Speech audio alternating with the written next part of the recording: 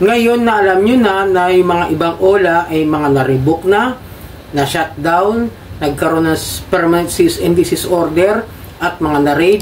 Ngayon, sigurado ang magiging tanong, kung pwede bang hindi na bayaran itong mga OLA na ito. So yun, alam ko naman na mangyayari ito at may mga nagtanong sa akin doon sa comment section na pwede na bang hindi bayaran yung mga yan. Tara, talakayin natin at isa-isahin natin yung aking magiging mga kasagutan sa inyo, pero pang real talk lang to, okay? Alright, welcome back mga kadyani. Ito po ang inyong lingkod, ang inyong kadyani, at bago po ang lahat, bago tayo magsimula, paki-follow po ang aking mga social media account, ang Facebook, TikTok at itong aking YouTube channel. Paki-like na rin po, share at hit nyo yung notification bell para updated po kayo sa mga videos na ginagawa natin dito about sa usapang online lending apps. So yun nga, alaman nyo na at marami na kayong nalaman na marami palang OLA ang na-shutdown, na-revoke, na-raid, may mga permanent and cease and desist order doon sa ginawa kong video na ito. Pakipanood nyo po yan. Ulitin nyo kung hindi nyo po naintindihan kung ano po yung mga OLA na revoke, cease and desist order, raid, tsaka yung mga na-shutdown. Okay po. Walang problema, ulitin nyo. Kasi nasa comment section na po na naman, ano ba yung mga ulang na revoke? Ano yung status ni ganito, status ni ganyan? Pinaliwanag ko na po doon sa video na yan. Okay? Ano lang po, panoorin nyo lang po ulit kung hindi nyo naintindihan. Kasi dito po sa video ito, may sasabihin ko yung totoo. Real talk lang to, real talk. Pero wag nyo namang gamitin bilang pribilehiyo na porket na-revoke na o nagkaroon na ng issue yung OLA na na-raid na cease and desist, nagkaroon ng kaso, nagkaroon ng shutdown, sasamantalahin po ninyo na mangutang ng mangutang dito sa mga ito. Okay? Huwag niyo pong tularan yung mga abusadong OLA na pagiging garapal na katulad ng mga ibang ginagawa ng ibang nakakaalam na yung mga ganyan na OLA may problema at may issue. Hindi natin pribilehiyo yung porket alam niyo yung nangyari, uutangan nyo ng uutangan tapos hindi nyo babayaran. Pagkatapos nagrereklamo na hinaharas sila. So sana isipin nyo muna bago nyo gawin. Dito sa channel ko kasi para sa akin is pinapayuhan ko kayo na ang utang ay utang. Tandaan ninyo, utang po yun. Hindi po yan porket may problema yung OLA, hindi natin babayaran dahil sa issue nila. Ang sinasabi ko lang po sa inyo, sila po ay pwede nang hindi bayaran. Lalong-lalo na halos isang taon na mahigit yung mga issue sa kanila ay isang taon may iba may isang taon na, may iba may ilang buwan ng revoke, may ilan na may mga permanent cease and desist order, yung ilan dyan may isang taon na yata yung kaso. Para sa akin is for my point of view, pwede na talagang hindi bayaran. Kasi once na hindi nyo bayaran yan, kumbaga parang ganito ang mangyayari dyan Kung hindi naman kayo magre-reklamo at hindi nyo babayaran yung mga yan, quits na kayo dahil nangaharas talaga itong mga OLA na ito. May problema talaga yung mga yan kung bakit yan napasara, kung bakit nagkaroon ng cease and desist order, bakit nagkaroon ng kaso, bakit na shutdown, at bakit sila na raid. Di po ba? Kasi ang problema sa atin ngayon, ginagamit nila na panangga na mangungutang at hindi magbabayad. Yun lang po ang sa akin tandaan po ninyo hindi ako nagpapayo rito na umutang ng umutang tapos huwag magbayad dahil revoke sila, may cease and desist order, shutdown at kung ano-ano pa. Okay? Linawin ko na kasi baka mamaya magtanong naman pwede palang hindi bayaran, hindi quits na parang gano'n. Ito po kasi isiste. No? Kapag kasi nalalaman din ng ahensya ng gobyerno na hindi tayo talaga nagbabayad ng utang dito sa mga OLA, kahit sabihin mo ng revoke yan, may iba kasi na hindi rin alam. Okay? Ito na sa mga beginners muna, sa mga newbies muna, na hindi talaga alam na mayroon pa ng issue yan.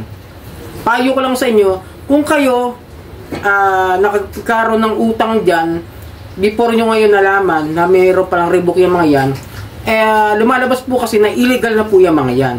Okay, wala na po silang lisensya mag-operate at magpautang, kaya malalabas talaga sa issue na hindi sila lehitimo na pinapayagan mag-operate at magpautang sa inyo. Pero ngayon, kung alam nyo na dahil sa sinabi ko o sa binigay ko sa inyong info, huwag nyo namang abusuhin din ng iba na porket nalaman na iutangan ng utangan.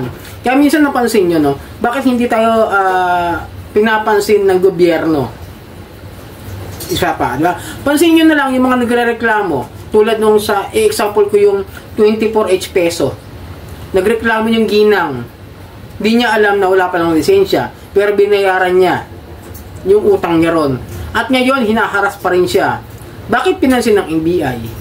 Diba? Kasi, bayad po siya sa utang niya. Meron pang isang senaryo na nagreklamo dun sa 24 oras, yung sumbungan ng bayan.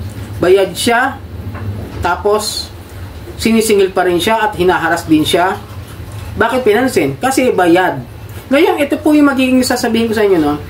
Huwag nyong gagawin na, panangga, pribilehiyo, o something na dahilan para huwag kayo magbayad ng utang.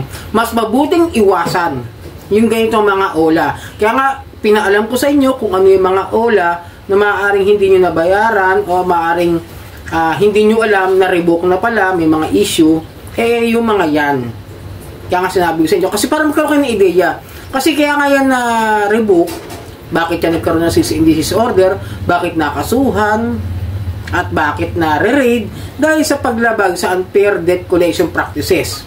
Ngayon, yung mga may kaso katulad ng Pera for You, U-Peso, di ba? Ang dami niyan eh. Ilan yung mga nakasuhan diyan noong 2023? If I remember it correctly, June.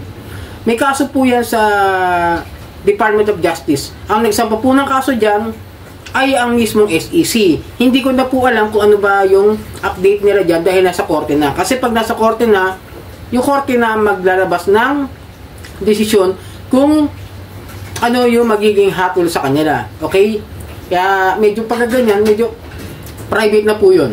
Pero yung mga revoke na OLA, tapos nag-ooperate pa rin hanggang ngayon, kasi hindi nyo alam, pero kung kayo ay nakautang dyan sa mga revoke na OLA, okay, tandaan nyo to, nang hindi nyo nalalaman na revoke yan, tapos before April 25 or April 24, 20, something like that, nagkautang kayo, yun yung sisingilin kayo before sila na revoke. Pero kung kayo nagkaroon ng utang ngayon, kunwari may isa nagtanong dyan, December siya nagkautang, lumalabas po na illegal na po yung kanilang operasyon. Sana po naintindihan. Yung mga may permanent cease and desist order, pinapahinto kasi nga under investigation po sila dahil nga sa paglabag doon sa unfair debt collection practices. Okay?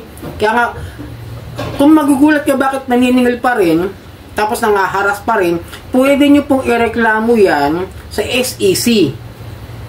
Tapos kung may harassment talaga ng mga brutal, katulad ng pagpapadala ng mga kung ano-ano, pagpapatawag yung data privacy, tinatawagin yung mga contacts ninyo na hindi nyo binibigay sa kanila is pwede nyo kasuhan doon sa sa National Privacy Commission, pwede nyo puntahan, reklamo yan, at ang dami pa po kayo pwedeng idagdag na kaso sa mga yan. Okay? Kasi nga para sa akin, ako kaya kong gawin na umutang sa mga yan eh. Kaya kong i-farm kung ako lang pero hindi ko ginagawa. Bakit? Kasi ayokong gawing maging katulad nila ako. Ayokong maging scammer na kagaya nila. Huwag natin tularan yung mga ginagawa nila. Huwag natin tularan yung ginagawa nito mga abusadong ola, tapos kayo gaganti para mag-utang at hindi nabayaran. Tapos magrereklamo na hinaharas kayo. Di ba? Medyo magiging hindi talaga, para sa akin parang questionable yung pagrereklamo. Alam nyo palang revoke. Pero sa mga hindi naman alam, pwede nyo i-reklamo. Pero ngayon, huwag nyo gagamitin yung mga words na gano'n, lalo kung magre-reklamo kayo. Okay? Kaya pinapaalala ko sa inyo, kung kayo mag-uutang dyan ng hindi nyo alam, tapos ngayon nalaman nyo na, pwede nyo namang hindi bayaran talaga. For legal, kung sabihin ko na kung magiging legal lang tayo rito. Kasi illegal na sila eh. Wala na silang karapatang mag-operate. Okay? Sana naintindihan nyo. Wala na silang karapatan na magbigay ng pautang kasi nga may mga issue sila na nilabag sa batas. Bukod sa SEC, yung mga harassments, yung mga ginagawa nila na data privacy, ang daming kaso ng mga yan. Ngayon, kung tatanungin nyo ko na, Kajanti, bakit nag-ooperate pa rin? Hindi na nakasalanan ni Play Store yun. Kasi hindi naman nasakop ng batas ng Pilipinas yung mga apps na nandiyan sa Play Store. Kasi wala naman tayong batas na o kaya hindi naman natin sakop yung mga Play Store na bawal kayo mag-operate Hindi naman natin ano yan eh. Wala naman sa gobyerno natin yung mga apps na yan.